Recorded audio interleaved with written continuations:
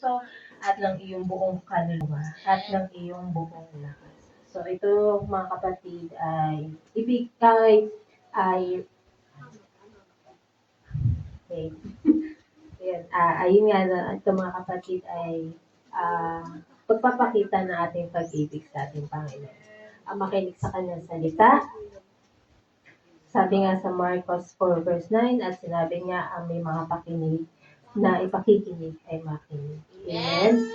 No? Ito yung pagpapakita ng pag-ibig natin sa Panginoon. Ini-invite ko ang bawat isa na itaas natin ang ating kamay. Isa lang. At itakip natin sa isang kabila. Ayan, sa isang tenga natin para hindi lumabas.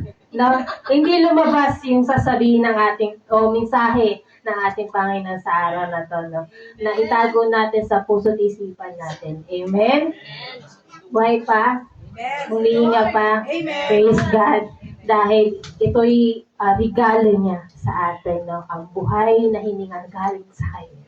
Sabi nga ng ating kapatid na Brother Andy, siya ang unang umibig sa atin. Kaya ang pag-ibig niya hanggang sa huling araw ng linggong ito ay sumasagana sa bawat isa. Amen? Amen. At sa oras na to, darako tayo sa pagbasa ng mensahe. At ayun nga, no, paalala ko lang, huwag nating tulugan. Huwag nating tulugan, no?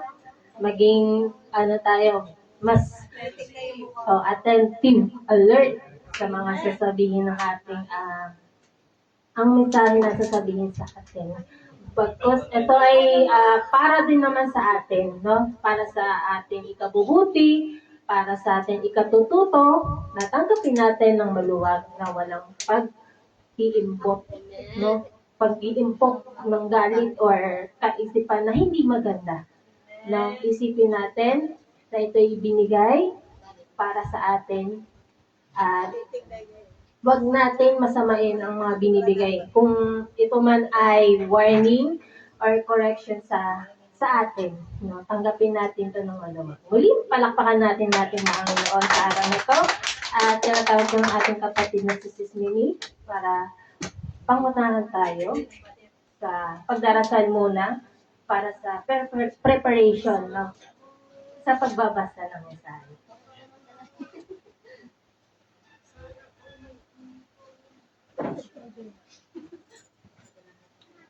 Praise the Lord, mga kapatid. Dako po tayo sa ating, tayo po muna ay manalangin na minsan pa tayo po ay manikluhod po sa ating Panginoon.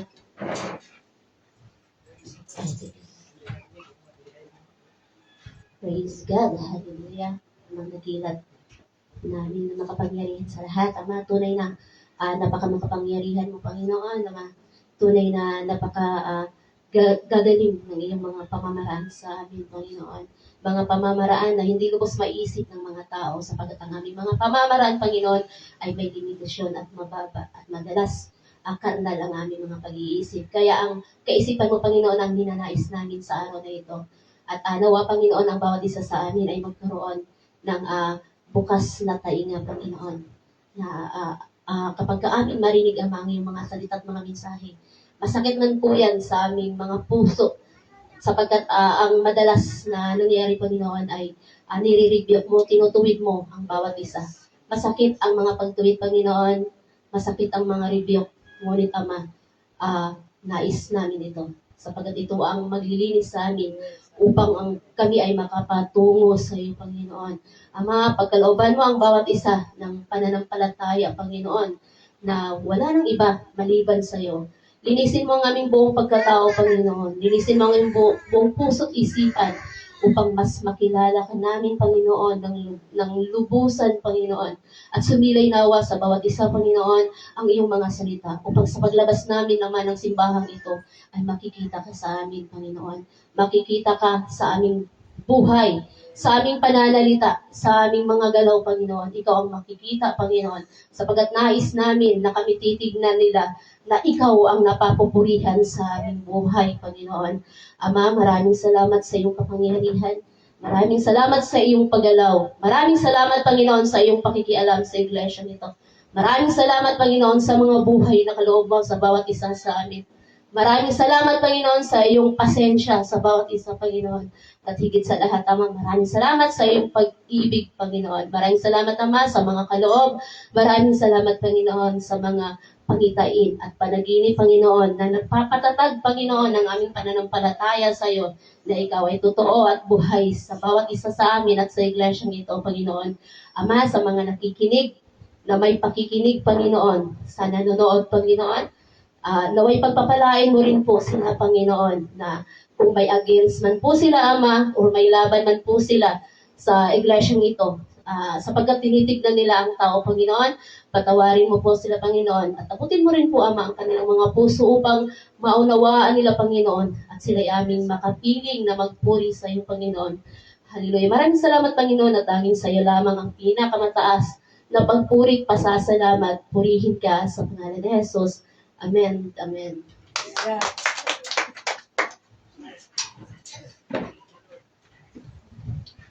Praise God, mga kapatid. Bago po tayo magbasa ng mensahe, buksan po muna natin ang ating mga Biblia po sa Ecclesiastes 3.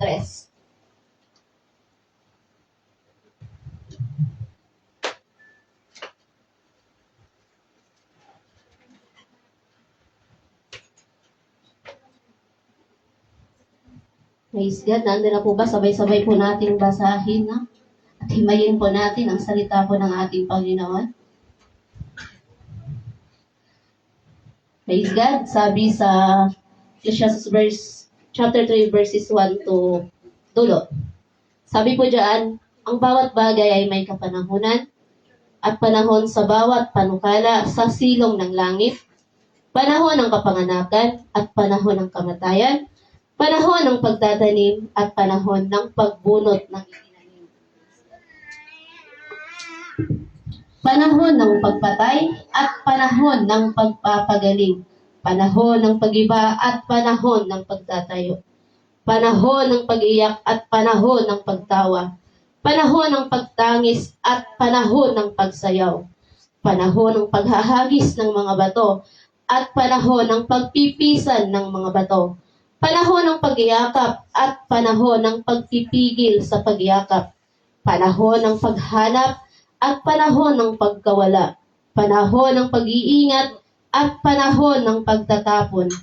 Panahon ng pagpunit at panahon ng pananahi. Panahon ng pagtahimik at panahon ng pagsasalita. Panahon ng pag-ibig at panahon ng pagtatanim. Panahon ng digma at panahon ng kapayapaan.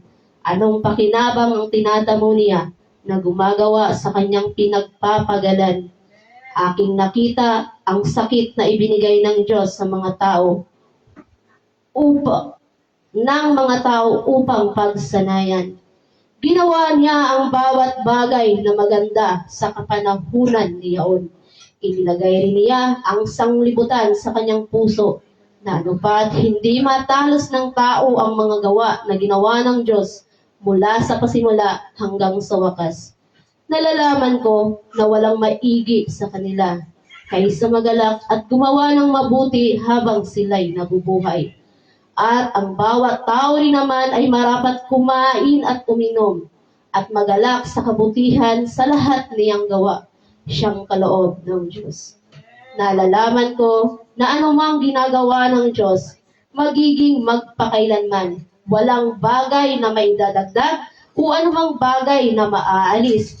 At ginawa ng Diyos upang ang tao ay matakot sa harap niya. Ang nangyari sa nagdaan ay nangyari na, at ang mangyayari pa ay nangyari na rin, at hinahanap uli ng Diyos ang nakaraan na. 16. At bukod dito ay aking nakita sa ilalim ng araw, sa dako ng kahatulan, na nandoon ang kasamaan, at sa dako ng katwiran, na nandoon ang kasamaan. Sinabi ko sa puso ko, hahatulan ng Diyos ang matuwid at ang masama, sapagkat may panahon doon na sa bawat panukala at sa bawat gawa. Sinabi ko sa puso ko, dahil sa mga anak ng mga tao, upang subukin sila ng Diyos, at upang kanilang makita na sila'y mga hayop lamang, sapagkat ang nangyayari sa mga anak ng mga tao ay nangyayari sa mga hayop.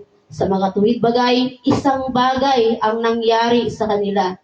Kung paanong namamatay ang hayop, ganun mamamatay ang tao. Oo, silang lahat ay may isang hininga. At ang tao ay wala ng karangalang higit sa hayop, sapagat lahat ay walang kabuluhan. Lahat ay nagsisiyaon sa isang dako. Lahat ay buhat sa alabok. At lahat ay nangauuwi sa alabok uli. Sinong nakakaalam ng diwa ng tao kung mapaiilang lang at ng diwa ng hayop kung maipababa sa lupa?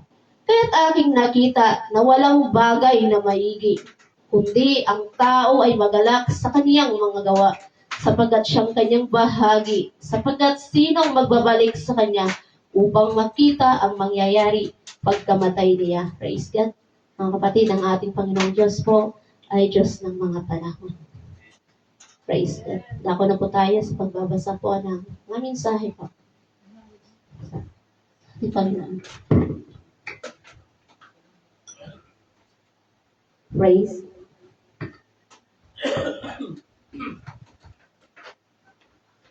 Ito po ang mensahe sa atin. Chupong paharin shu tahirin.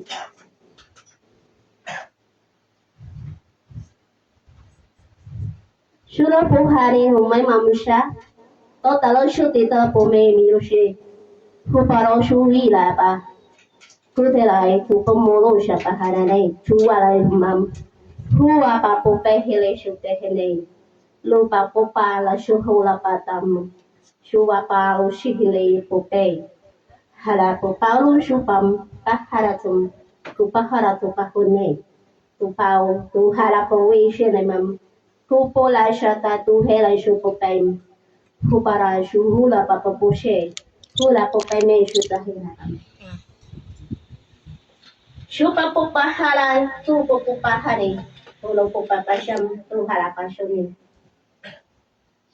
Shuhala po pahene, tupopolo shu pahine, shuhalo pupupu palay shay, hitayay tupulay shu pupe.